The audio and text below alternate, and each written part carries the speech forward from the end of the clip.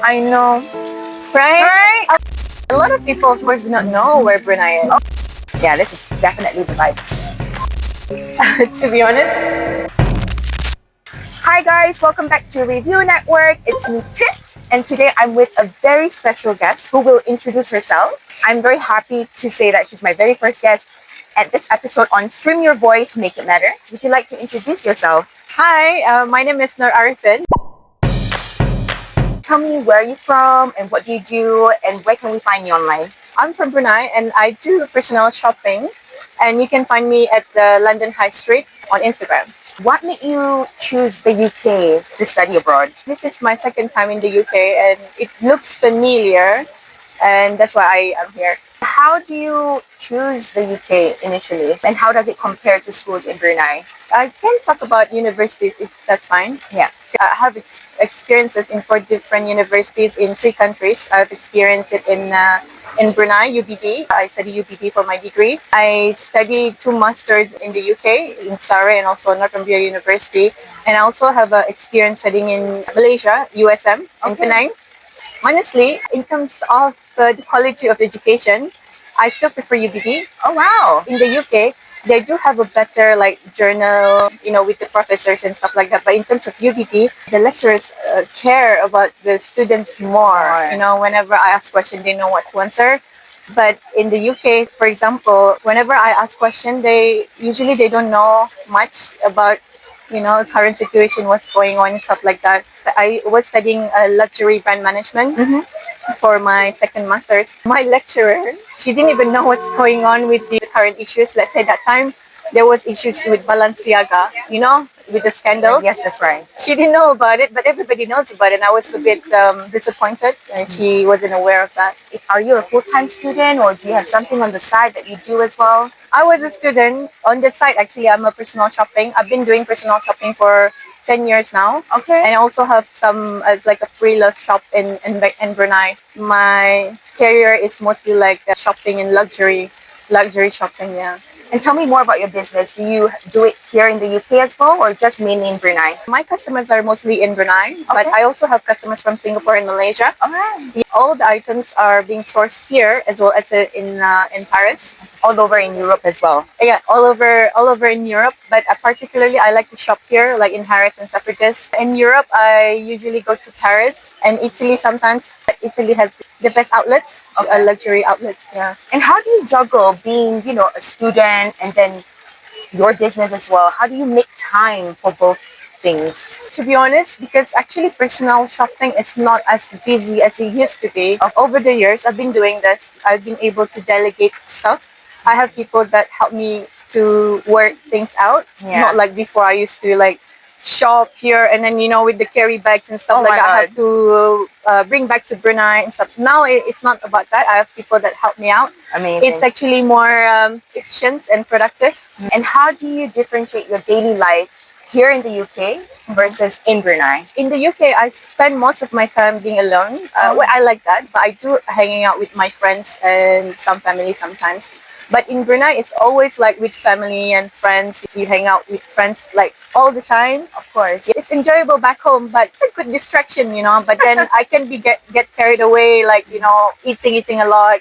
But here, I have more discipline. But sometimes you kind of eat anyway. So yeah. The food culture is very, very important to bridge and connect with your family. It's a family pastime. Yeah, I think in Brunei, when you meet your family and friends, the only way that you can do is eat. What else can you do, right? But it's a good thing. Of course.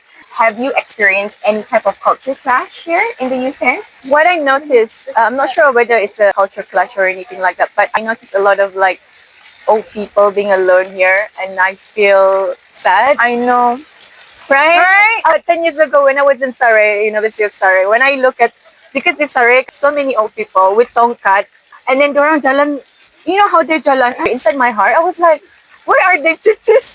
They're all by themselves. Exactly. That is the culture here. Macam kalau in Brunei or Malaysia, if someone old is being alone and things like that, people get mad, But here it's just different. But here it's more to individualism rather than in our culture.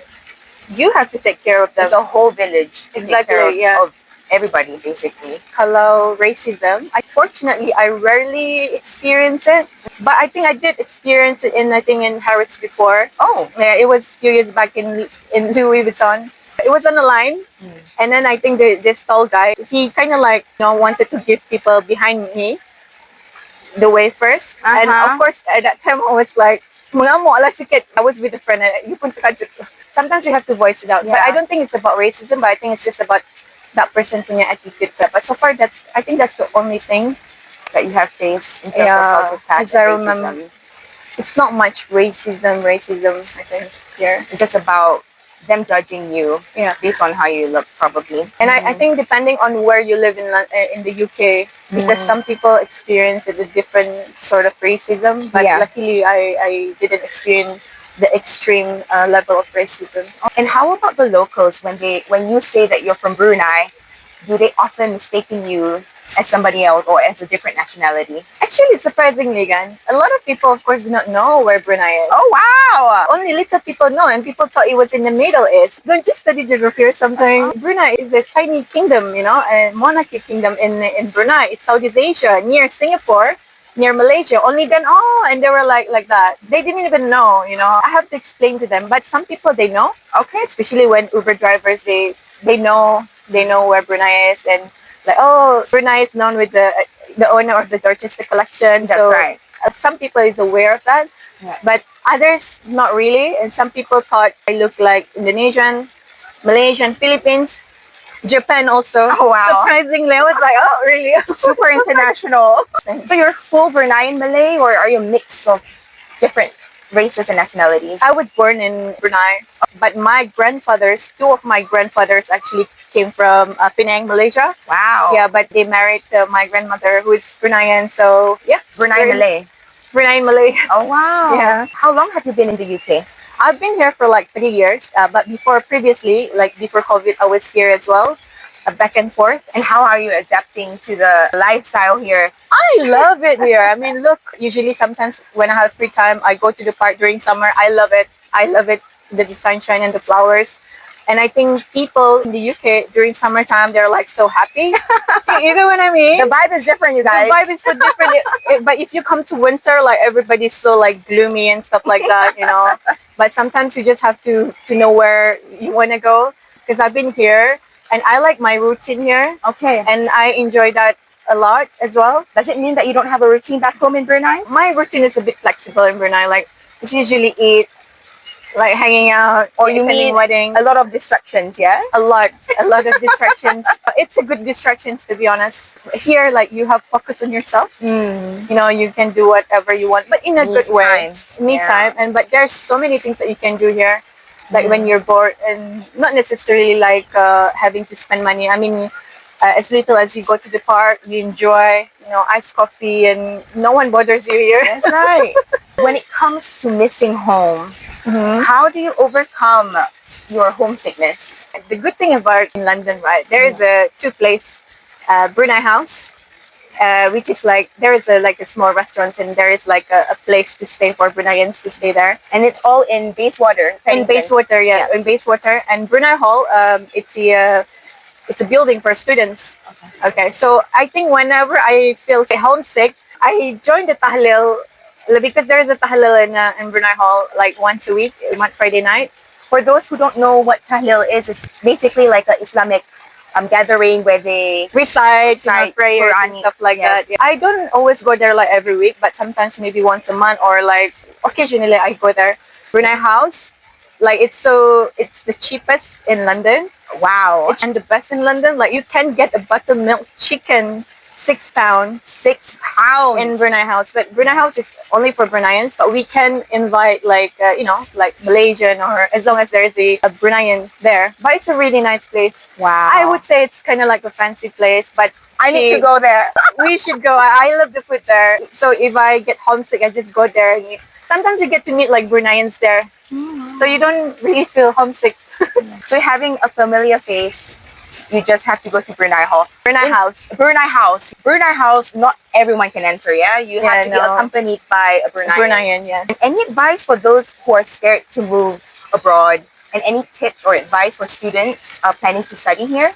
Especially when you're young, you should go abroad and travel abroad and try to live outside the country, because only then you will appreciate Brunei more. Because sometimes in Brunei, we take things for granted. Because I've been living abroad, like in the UK, I've been living abroad in Malaysia as well for my exchange study. I've been traveling. From my observation, when you look and observe these countries, when you go back home, there's so much things that you should be grateful for that a lot of countries don't have. Maybe, for example, education, health, something like that, And family support. I think that is the most important thing. For example, in Brunei we don't have tax and everything, but in here you have taxes and everything. It's just more expensive, and when you travel and living abroad, then you know the value, how valuable it is back home, and you will appreciate more. Do you feel more reliable in the sense where you're doing everything yourself, chores yourself? You don't have to depend on anyone anymore, or how do you feel? Growing up, I've always been an independent person, and Okay. yeah, so I like to do solo traveling. Okay. And I've been doing that during my young age. I've been active and adventurous and stuff like that. So when I'm here, I like it because I get used to it. You know, like I like the independence. When there's a problem, you solve it and things like that. That makes life exciting. Like you have to rely on yourself. But the most important thing in life, you have a strong support system. You have family, a genuine friendship that is always there, even though you live alone here. Right. And where do you see yourself in like 5 years' time? To be honest, I don't even know where I want to go in next year. Or in a few months? Yeah, exactly. When people ask me about my plans, I was like, honestly, I do not know. I just go with it. I enjoy the flexibility of not having a pressure in life, like, oh, you have to here. You know, I like where it takes me.